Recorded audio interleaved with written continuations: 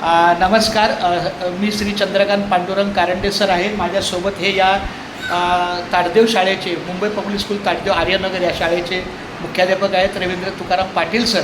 म्हणजे आमचा जुना 25-30 वर्षापूर्वीचा मित्र म्हणजे रतू. तर आमच्या या रतू सरांचं मी हार्दिक स्वागत केलेलं आहे आणि त्यांनी पण माझं स्वागत. आम्ही दोघे 5-6 वर्षांनंतर आम्ही भेटलो आणि मला खूप आनंद वाटला.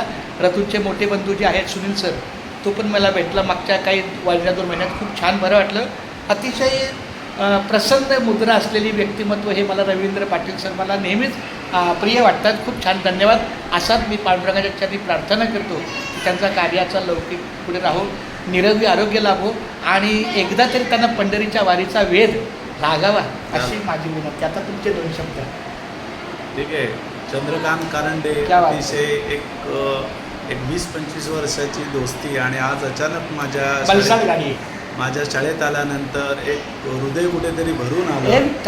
दुरून पाहिल्यानंतर जी चालायची पद्धत ते पाहिल्यानंतर मी म्हटलं चंद्रकांत कारंडेच आहे. आणि केशवा माधवा आणि ज्या म्हणतात की ज्या आपल्या घरी ज्या वेळेला कोणी येत आहे ते भगवंताचं साधू संत येतात आपल्या घरी, असं निश्चित अनुभव आलेला आहे.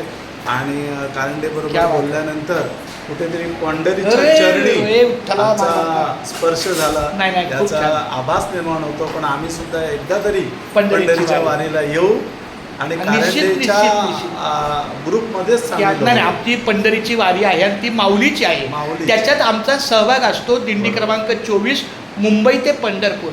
पण तो मार्गच माऊलीचा आहे. त्यामुळं आता बघा, शाळा जर केंद्रबिंदू असेल तर तुम्ही सायकलवरनं या, बसनी या, 4 चाकी वेगळ्या गाडीत या, पण इथं पोचणं गरजेचं आहे. तसं पंढरीच्या लागा वाटे सखा भेटे विठ्ठल. माझं धन्य आयुष्याचं, धन्य आम्ही जन्म आलो, दास विठ्ठलाचे झालो. आईवडिलांचा आशीर्वाद मला लागला.